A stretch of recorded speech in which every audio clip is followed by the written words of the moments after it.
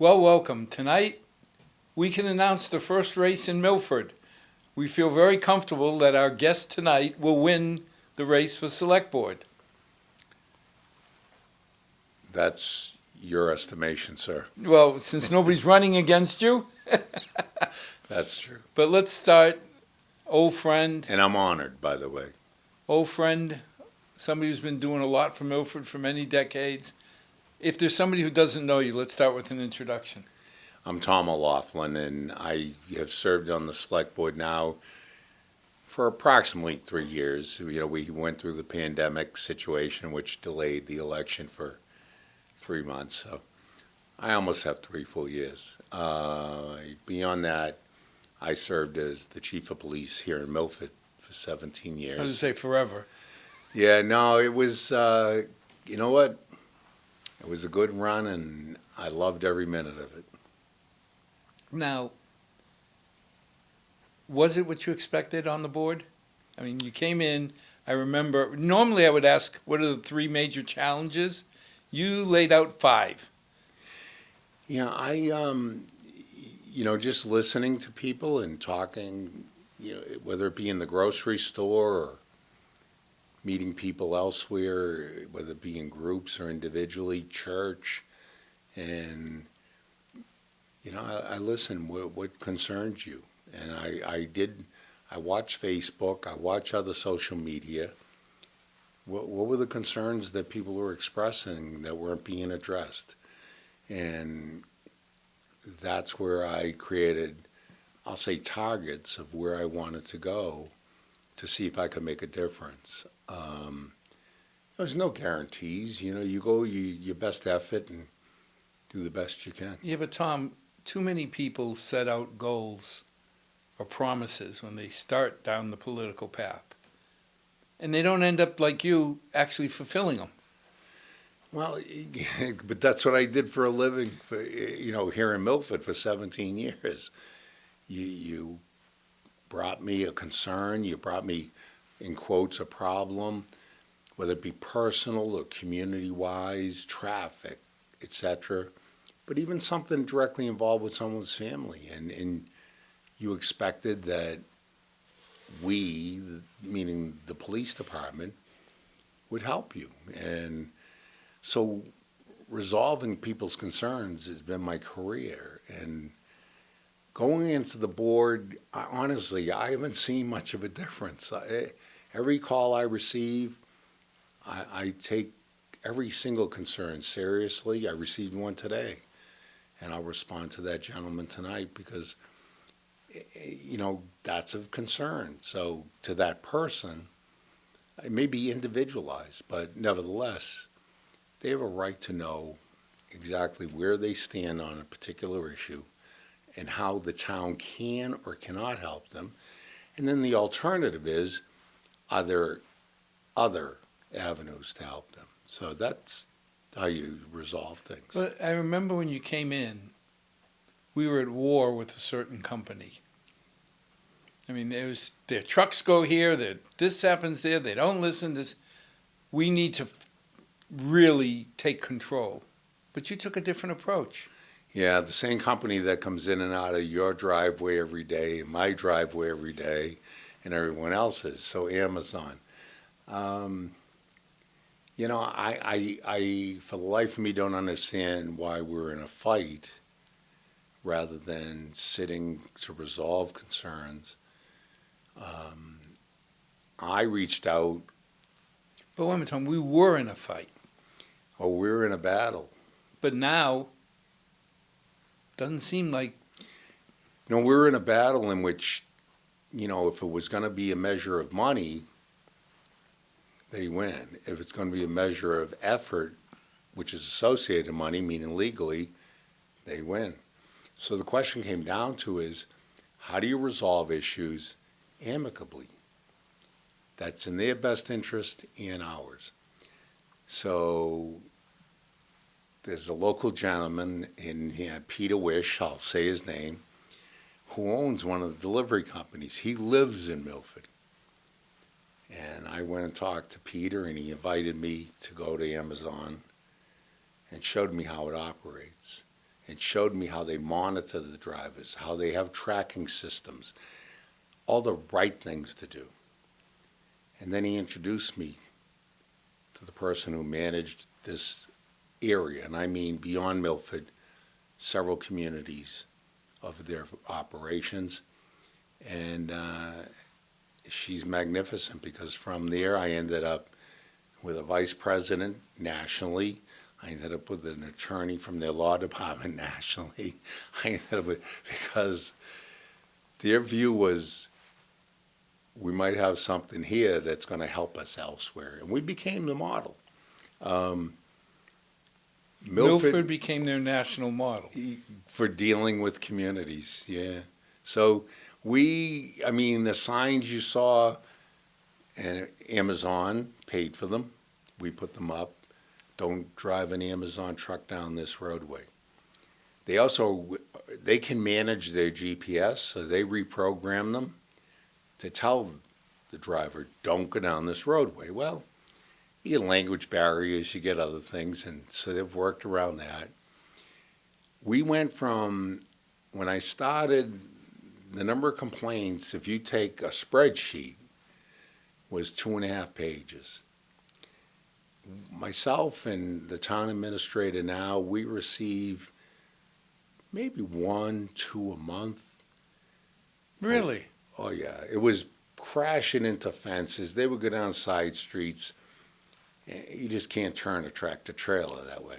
So what did we do? We worked out with them, not only putting up the signs, don't do this, the GPS. We have the contact to their insurance adjusters to have someone come out and take care of your issue right away. So, Wait a minute. They will come and treat Milford issues directly? yeah, so if someone damages your property, it's an Amazon truck, you can show that. We'll have an adjuster there within literally 2 days, usually the next day. And then the work will be taken care of. Why? Because they want to show that they're responsible neighbors. They want to show that they can do things right, and they have. So what comes from that is, even our next door neighbor, Hopedale, the chief there, Mark Giovanella, calls me because they would take some of those side streets, Green Street, this, that, to try to cut over, and it's tough with a tractor trailer. And we worked out with Mark and the select board in Hopedale and gave them the same contacts. So now they had it. Myself and Mr. Villani, the town administrator, Rick Villani, we receive emails from media, from town managers, select people, representatives at the state level around the country. Is this real? How does it work? Can you really have this relationship? And it does work. It really does. As I said, we're now down to meeting quarterly by Zoom. We were meeting once a week. And when I say we, it was myself, Rick Villani, the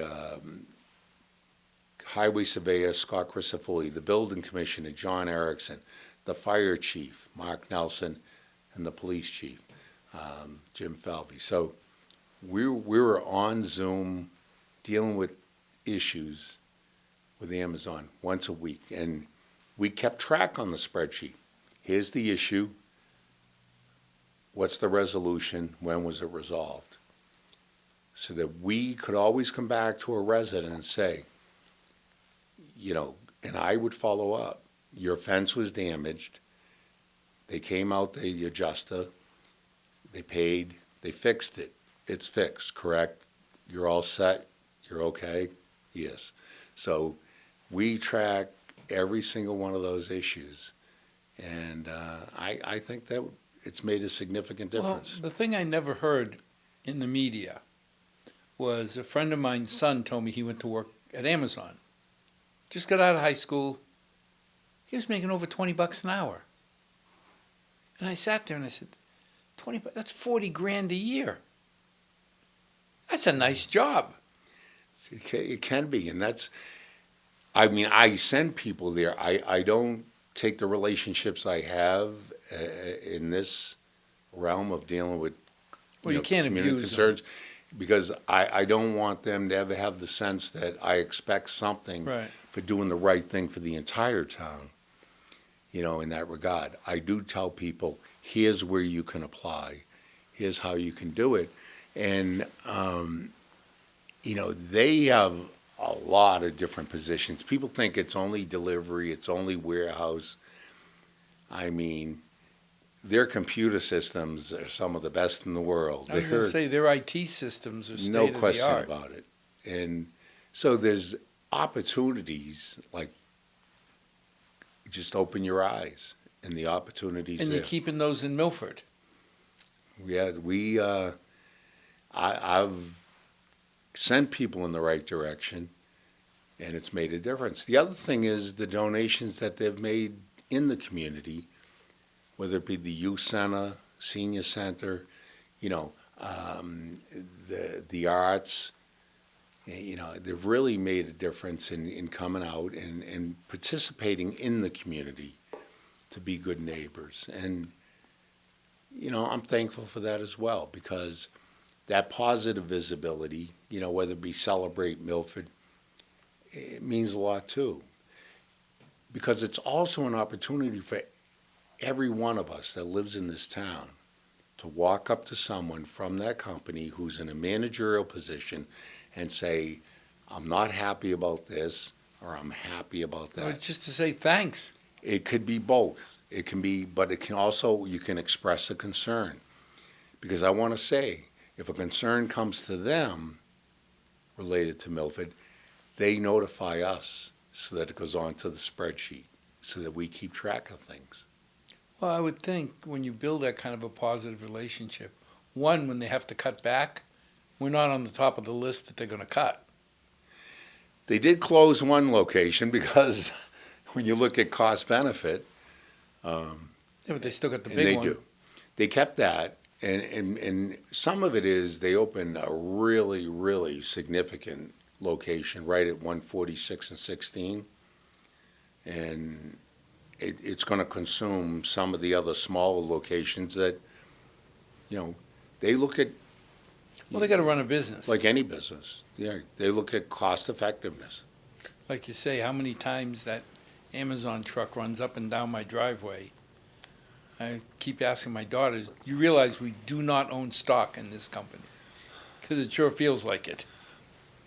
Well, we should have. Yeah. We're too late. Water company was big on your list. There's what's more precious than the water that we drink, the water that we need. And I was fully in favor of acquiring the water company.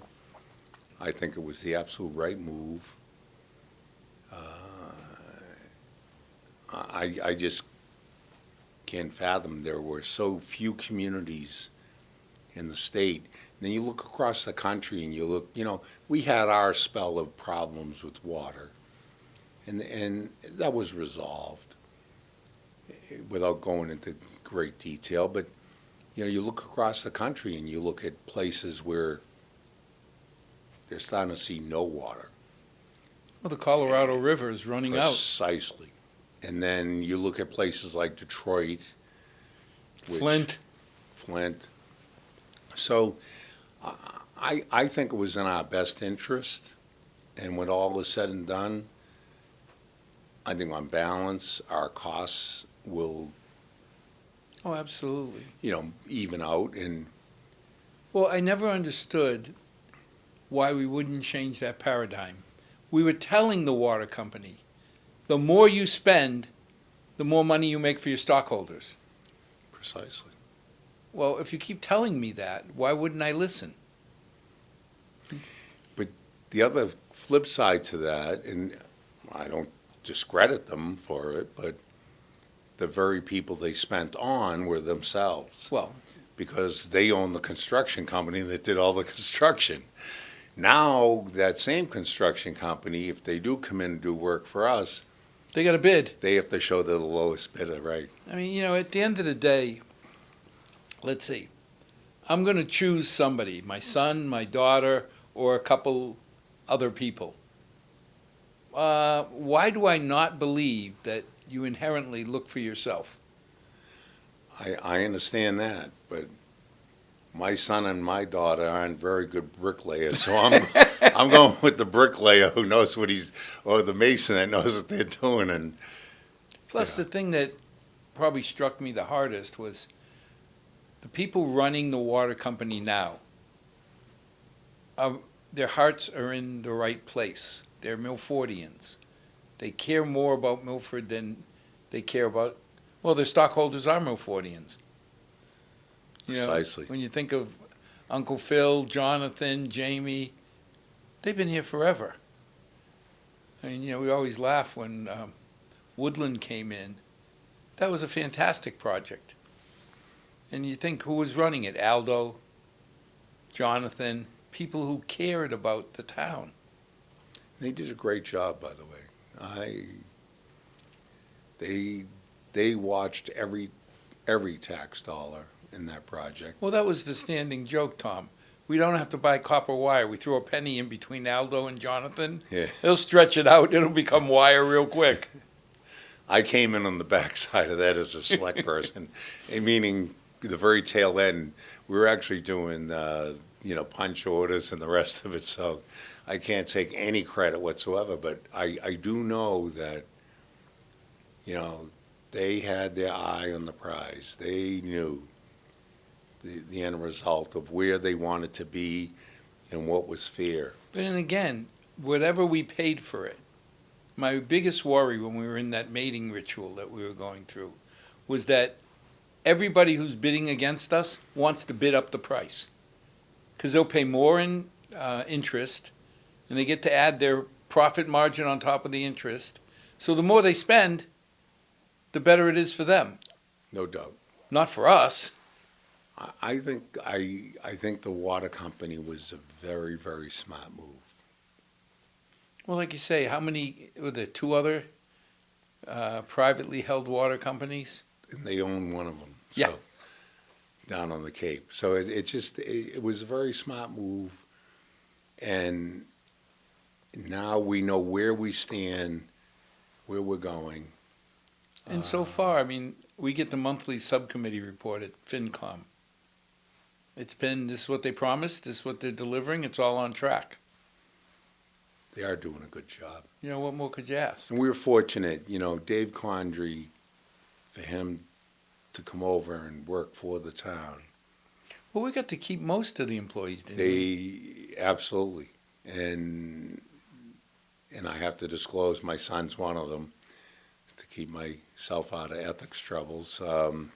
And I was not involved with any of the discussions related to those employees. So you have to disclose, which I have publicly. But I think to bring over Dave as a manager, I respect him. He really, really knows what he's doing. The employees respect him, and thus they perform. Well, he knew where all the bones were buried because he's the one that buried them. He knew all the different hot spots that had to be taken care of. And it seems like we're doing it. I don't know if he buried him, but he might have gone to the service. So as a lawyer, I have to defend him. Now, third one you talked a lot about was how Milford approaches opioids. Yeah. And I got to ask you, since you put a lot of this into place, why is it that Milford has such a good relationship with its police force? Because I think the average person in the community, one, they know the police officers do have respect for them. And all they ask for is the same back. And respect comes down to, if I'm nice and friendly to you, there's nothing wrong with you being nice and friendly to me. And it really, if you bring it down to that level of a handshake, I tell people the story, police officers responding to two neighbors in an argument over this one has a party this night and that one has a party that night, and the dividing fence between the properties. And you go and talk to both households, and this one's offering you cold cut sandwiches. You go over to talk to the other one, and they have burgers on the grill, and they're offering to feed you too. So, you're not the issue, and I think the officers here have really learned how do you mediate something? How do you work something out between people? How do you bring people together?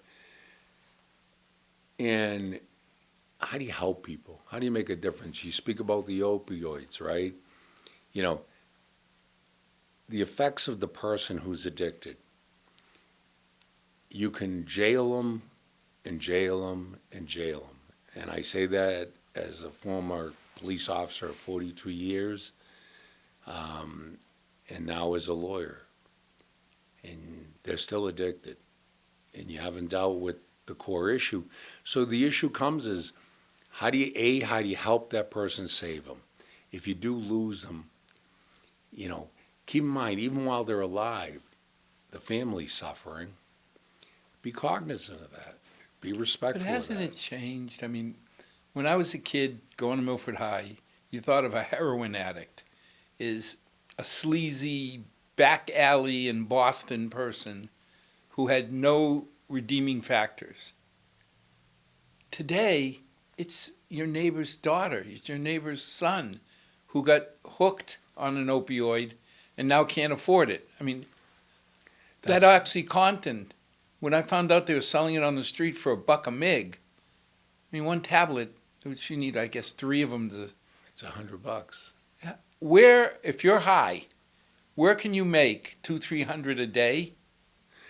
Well, and when you really boil it down, the chain of victimization runs far, because that person, is the young high school kid that went and had some teeth pulled or was injured playing sports. Got their knee racked up in football. And they gave him Oxy. And from Oxy, next thing you know, you're into the mess. What happens then, is not only the effects on your family, because the addiction, the first people that suffer are the family. That's where the thefts take place. And then it's every one of us. Who do you think's going through your car at night? Who do you think wants to take your property? They don't want to take your property. They want to get money to survive. It's survival. Every day, and it's hard to imagine. I mean, I only know from talking to individuals. I can't imagine it. Every day, I've had young people tell me, I get up in the morning and I have to figure out how I'm going to live for today. And today, I have to steal this much to get this much. And you're right, it's not just a kid. I hope none of us ever feel it, but can you imagine what mom and dad are going through? Oh, it's profound. It's really, I've had parents, when I was on the job, sit in my office, nearly breaking down in tears, and they lost so much, but they didn't want to lose their kid. Yeah. And what's more precious to us than anything but our children?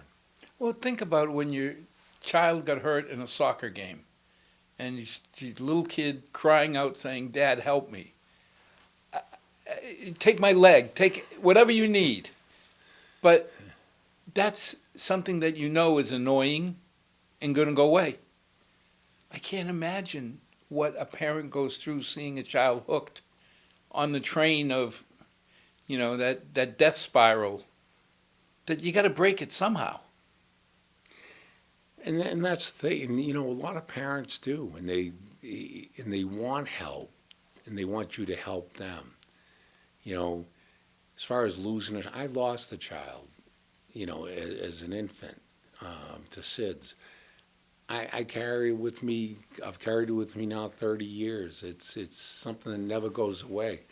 But I say that because only for the point of I understand where they feel they sit and what the next step is, because the next step is one tablet away, one needle away, and that's where their kid Well, is. if you're living for the next hit to survive, and you're either going to come up with $300 a day for oxy, Keep going. or okay, Trust me.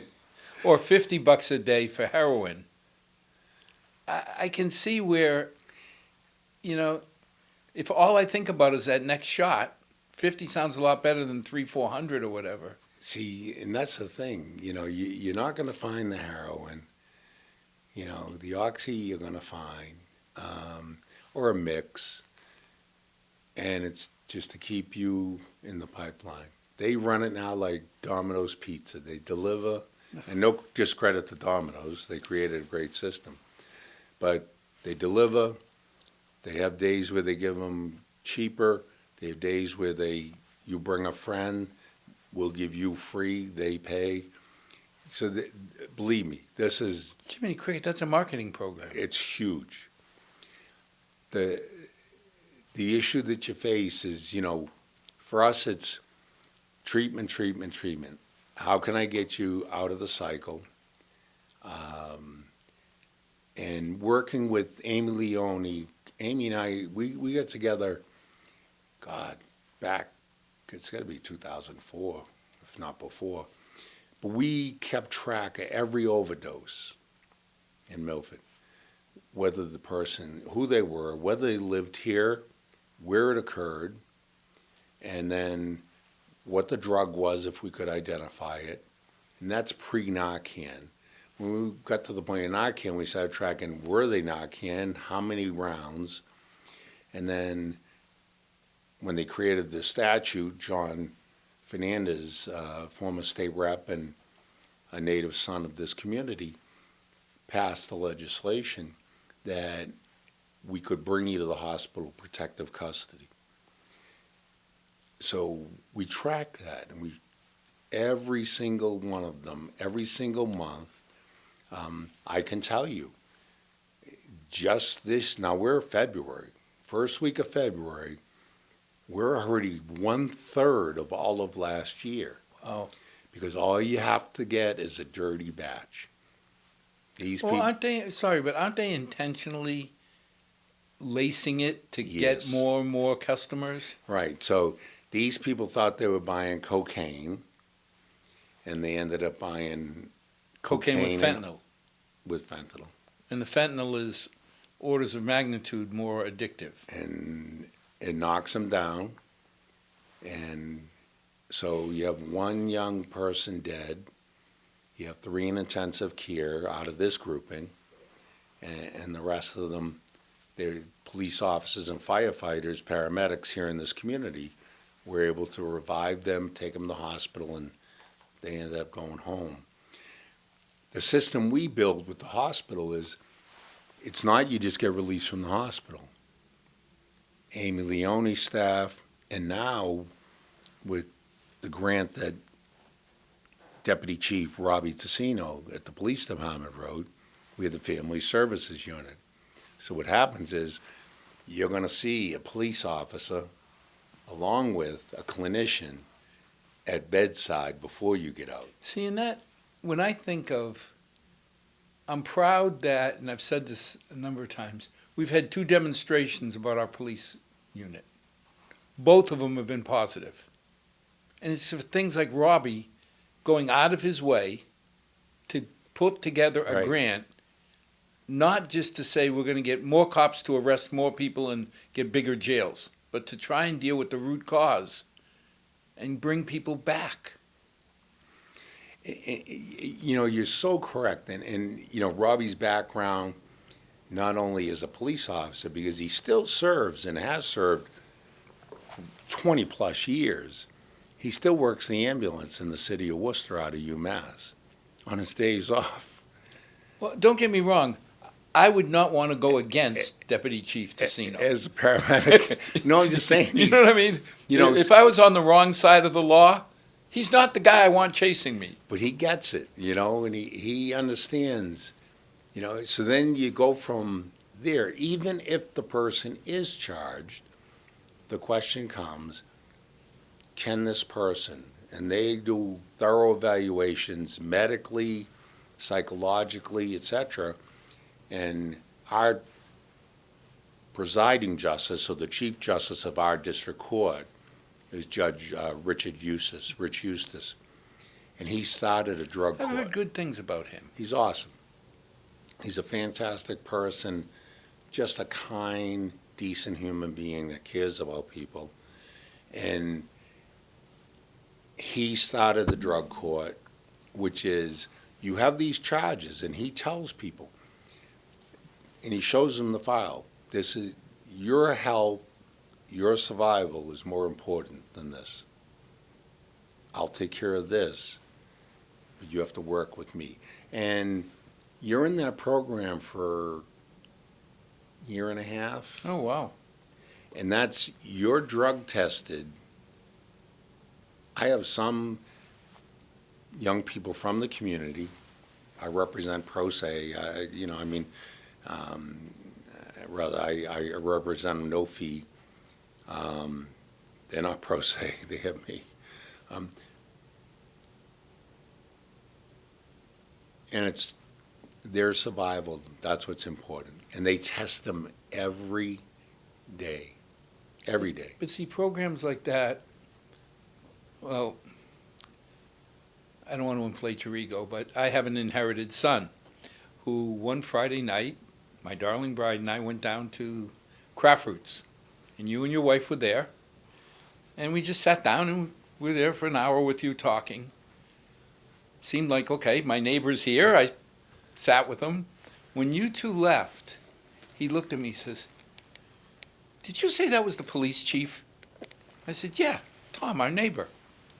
He goes, "You really don't understand how different Milford is." I said, "Why?" He goes, "Al, a young black male like me would never, where he came from in Virginia, have the opportunity to sit for an hour and just talk to the police chief. It just wouldn't happen." I said, "Well, I hate to tell you, you weren't talking to the police chief, you're talking to my neighbor." Well, both. Well, it just happens that he's the police chief. Yeah, that's true. But it hit me afterwards when I said, wow, you were setting the right tone for a young man to respect law enforcement. Because he wasn't looking at you as a cop. You were just a guy there. And as long as he didn't cross the line, you would remain just a friend and a guy there. I am otherwise. It's just, you have a job to do, you do it. And that's what I was saying, having that program as a diversion at the court's critical to saving people's lives. And I have two young people that are in there. One's coming up to graduation.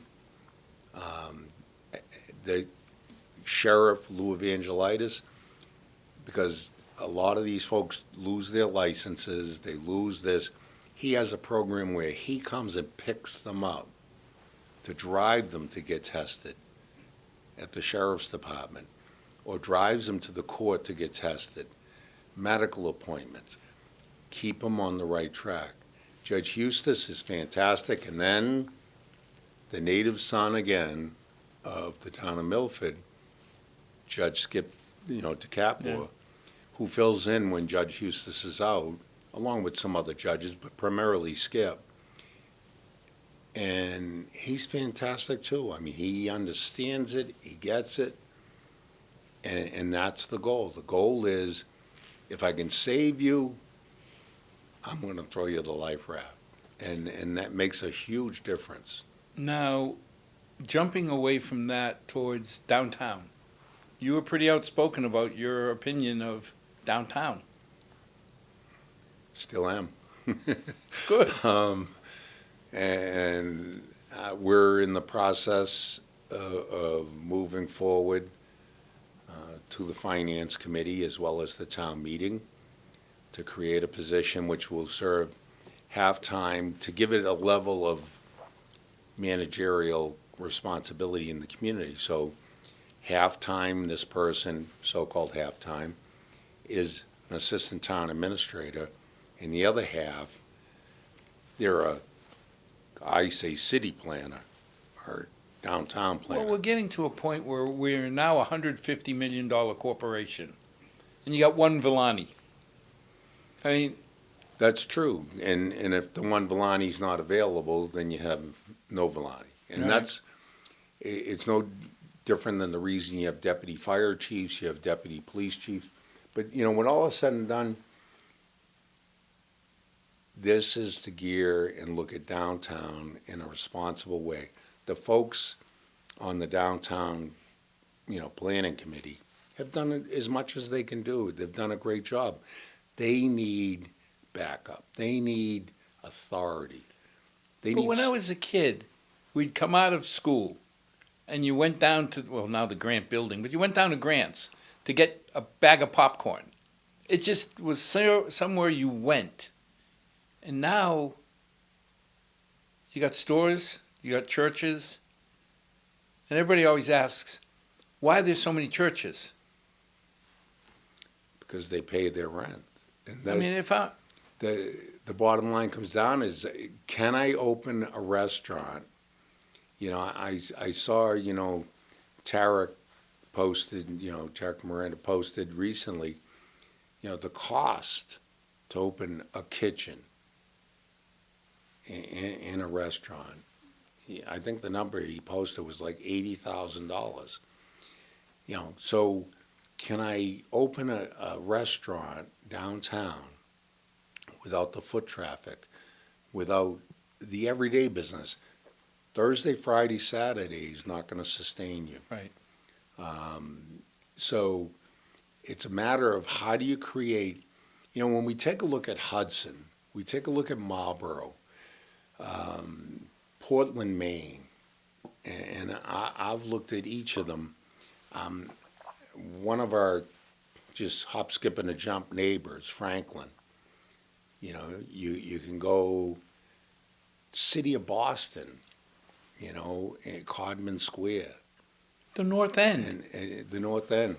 And my big question is, why not have apartments upstairs? We have Because them, they're by the going to way, be along Main slums. Street. It's going to have all the wrong, because they'll build them and rent them out for nothing. They could not do that financially. They couldn't survive. Even with Section 8, it won't work. Why? The fire suppression materials they have to put in, the sprinkler systems, everything else, the elevators. Elevators. So you're looking at, to build out some of those buildings downtown, one floor, you're looking at hundreds of thousands of dollars. See, that was when I heard this thing of they'll be all blight. Wait a minute. We were paying $80,000 to repair one elevator in the school. Wait a minute. Let's think about if you're going to put in an elevator to service a small number of apartments, your overhead's going to make these things expensive. There's no question about it. And the fact remains is that there are young people, my kids' ages, who want to stay in the community, yet they don't want to buy a house at this point in time, meaning they're engaged or just married. They don't know where they're They're going to not end ready up. to have kids. They're still, they just found their first big job. And they're looking at it from a perspective of bide your time and figure things out. That's ideal. And that's the foot traffic you need. You create that foot traffic, you create restaurants. You create restaurants, you create clothing stores. You create clothing stores, you create, the local. A whole downtown. Bingo. And every single community has said that. Well, when my darling bride and I first started out, we left Washington, we moved to Paris. We would go out to dinner because you're coming home from work. The restaurants were right there. So it was just too tempting. Or in the morning. I lived on getting my croissant and my coffee at the local brasserie. But without a built-in population, I don't know how you survive. You can't.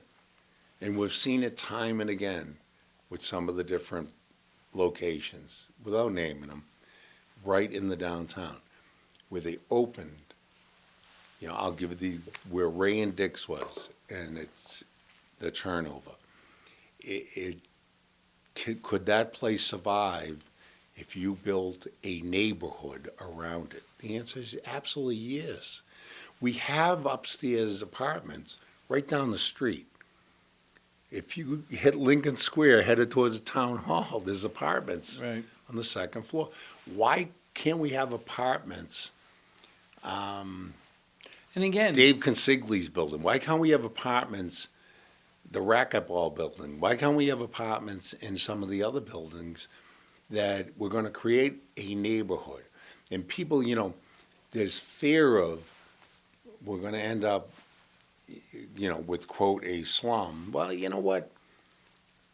Tom, if I'm paying $300,000 for my apartment plus, I'm not going to go and let it become a slum. But the other side of it, too, is from a kid that grew up in a housing project in Boston, is people have to have a place to live. And if they're living, I don't discredit people that receive Section 8, and I don't demean them. And I know most people are good people, they're fair people, they're doing the best they can in the circumstances that they're in. So I'm not going to just look and say, okay, it's going to be this. I don't buy it. I want it to be this to start because my parents in the Heights, living in a 700 square foot home, my mom working her backside off making 11 grand, she's not going to be the one that stops for a croissant every morning, leaving the house. So if you can start out with people, I just got used to it. Every morning I had my breakfast on the run. But your mom's going to be the one that's going to stop into that local store to buy the products and materials to make that croissant for you. Yes. Before you get on the school bus. And that's my thing is, if you create that neighborhood atmosphere, it's not just for the folks that are living downtown. You're going to build businesses that are going to attract across the town. The town of Hudson is so busy downtown that they took and dedicated a sergeant and 2 police officers. They handle Main Street. They handle traffic enforcement, parking enforcement, along with other parking attendants, by the way, right? And then beyond that, any issues downtown. They serve the business people and the residents that live in the downtown. And a lot of that comes from the direction of the select board. I mean, people are always amazed when you say, well, police officers write tickets because they need it for their budget. How much money does Milford Police get from writing a ticket? I'll say this to you. There are some fines, a citation, the town gets half and the state gets half. Parking tickets, the town gets the entire. The police department gets nothing. But beyond that, over the years, people would say to me, you're just writing these, just as you said, you write these tickets. Because you need it for your budget. Because you're making money for yourself. I could not tell you, and you're aware of this because you're on the finance committee, I couldn't tell you how much the town brings in citations or parking tickets. And neither should you. Because that's not my job. You should be writing tickets for safety. I'm not a tax collector. Right. So the other side of it was I encouraged police officers when I was in command that I'd much rather, if the opportunity is appropriate, give the person a written warning. Why? You address the issue. They recognize that you're addressing the issue. They recognize that they caused the issue, rather than you stuck me, I have to pay $100, $200 that I need to feed my kids. So I was always of the opinion, we don't need the 100 or 200 that badly.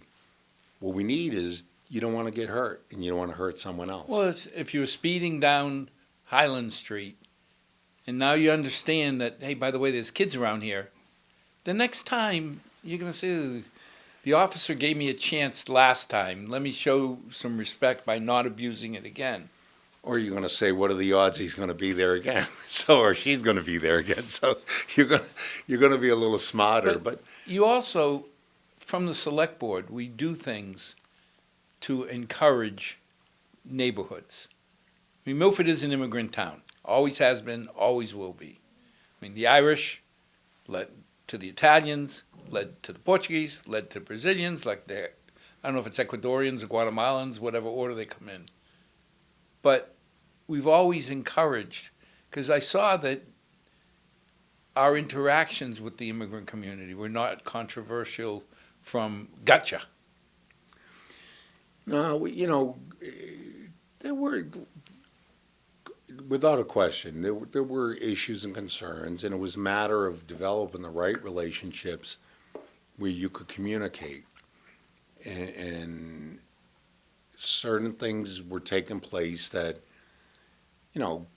just socially in the public are inappropriate, whether it be, should there be porta potties or not.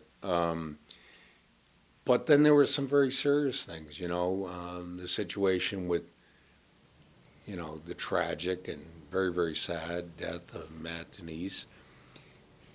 And I was in the role at the police department then, and you have to work with balancing. I mean, my job was to ensure that everyone was safe, not based on where you came from, how you arrived here.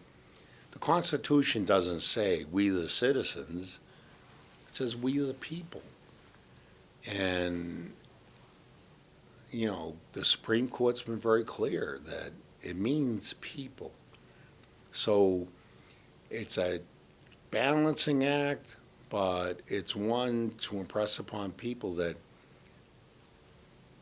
this person did something doesn't mean they all did it. But you got to set up, because I remember once you told me that going in like a bull in a china shop into an immigrant community, you're not going to get the results you want.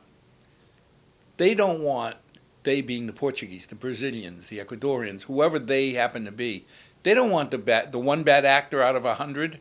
They don't want them in their community.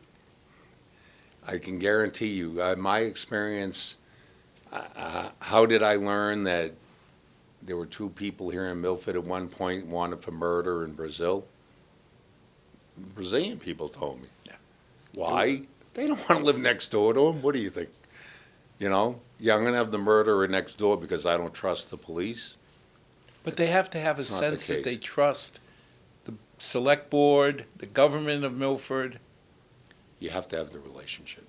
No question about it. And, police, fire department here, the relationship with the community generally is really superior. Some of it too is the relationship between the two departments. And they're the largest town departments serving the public face to face. So, and that's not to discredit health or building commissioners, because they're involved as well and make a difference in ensuring people's, safety. But on a day-to-day level, the fact that the police officers, the firefighters have that relationship, it's reflected to people in the community. Now, year after year, everybody looks to the select board as the one that controls the whole budget. Yet, over 60% of it is really not in your control. It's in the school control. How do you balance that? You have to be honest with people that, you elect the select board to manage the affairs that the law says the select board manages.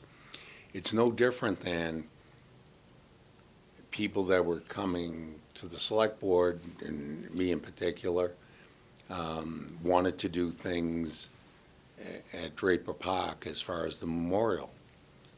And I know that previous boards formed committees.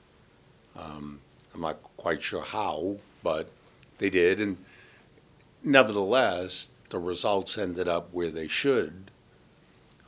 So I'm not being critical.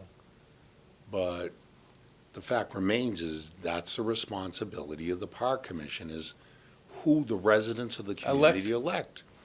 So my response is, I can't step or trample upon their responsibilities legally. I can't tell them what to do. I'm not a mayor. I'm one of 3 members of the select board. So I'm willing to work with you, and I'm willing to work with them. And that's exactly what we did. We asked the park commissioners to come and meet with us jointly. We went over the issues, and they have been addressing them along with Jim Asum, who does a fantastic job. I really think Jimmy's done a great, great job. And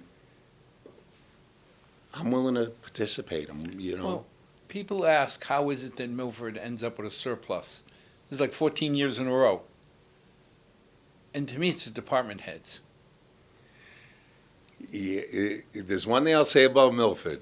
If you don't understand the finances, if you don't understand the expectations, you're going to fail.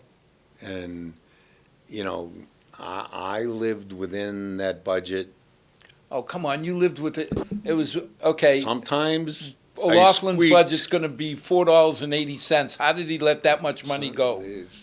Sometimes I squeaked, $18.74. But saying that, you had police officers that had the equipment they needed, the training they deserved to serve the public. And when I say equipment, I mean all of that which they carry was modern, up to date, vehicles that if they had to respond to you in an emergency would get there, and the maintenance necessary. Well, again, town meeting is always, I don't remember one time us going to town meeting saying, the radios. When we said the radios now, Right.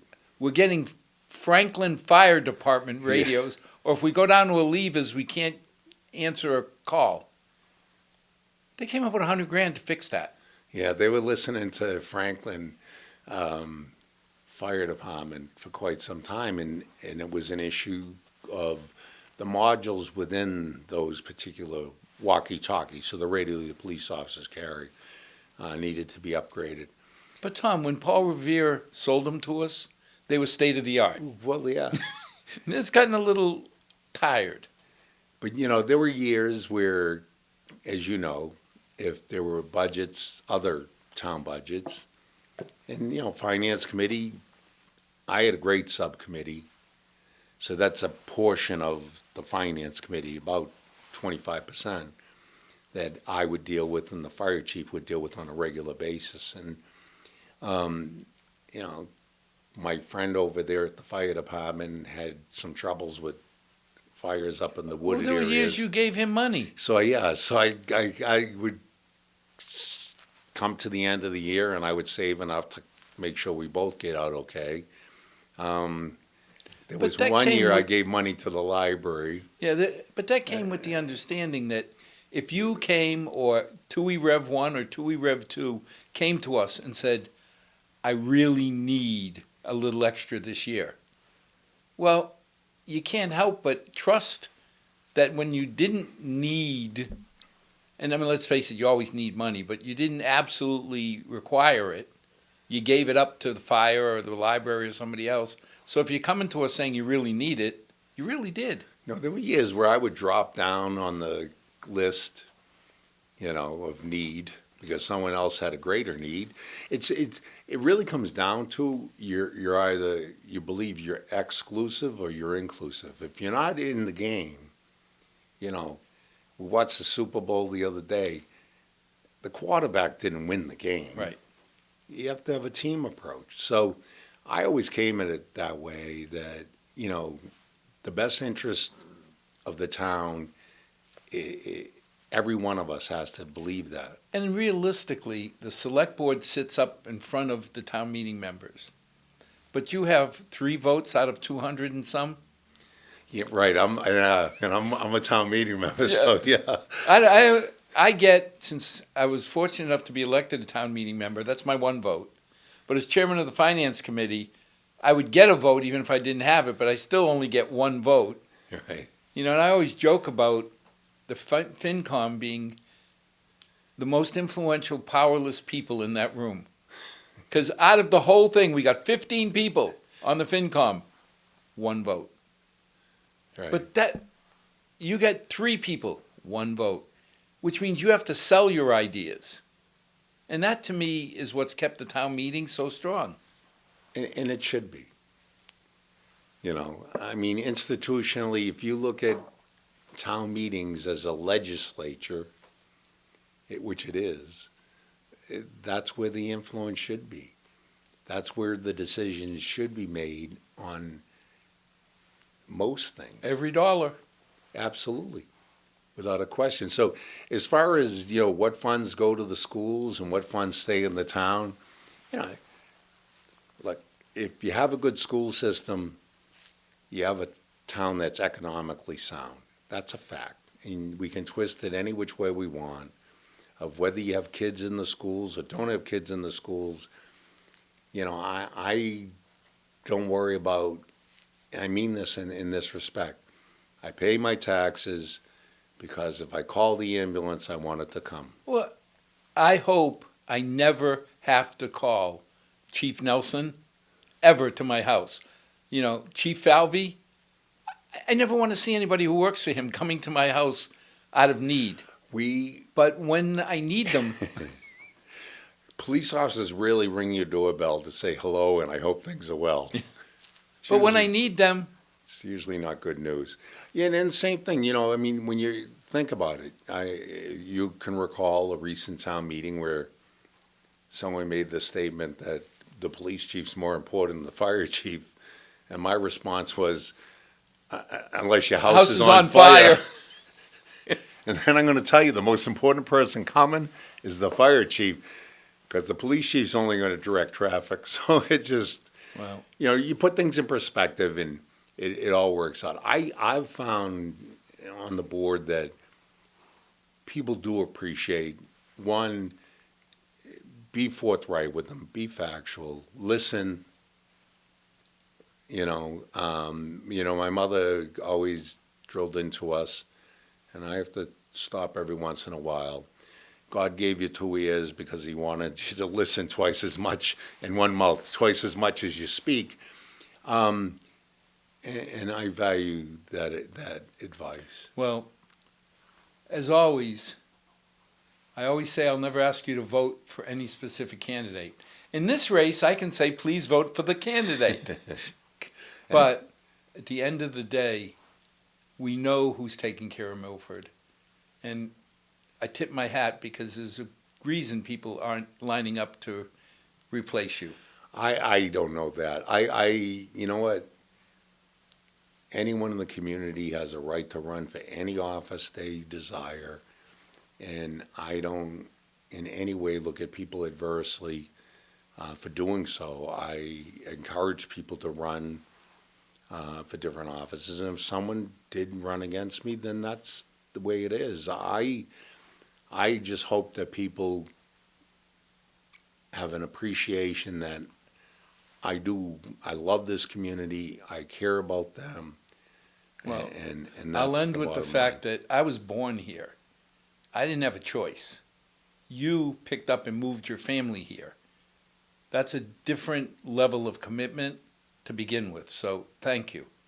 And as always, to our 6 loyal viewers, get out and vote. There's a lot of other candidates, people who not only have opinions, but are willing to help drive Milford and help Milford grow. So may God bless. May tomorrow be a better night than tonight. Thank you for everything.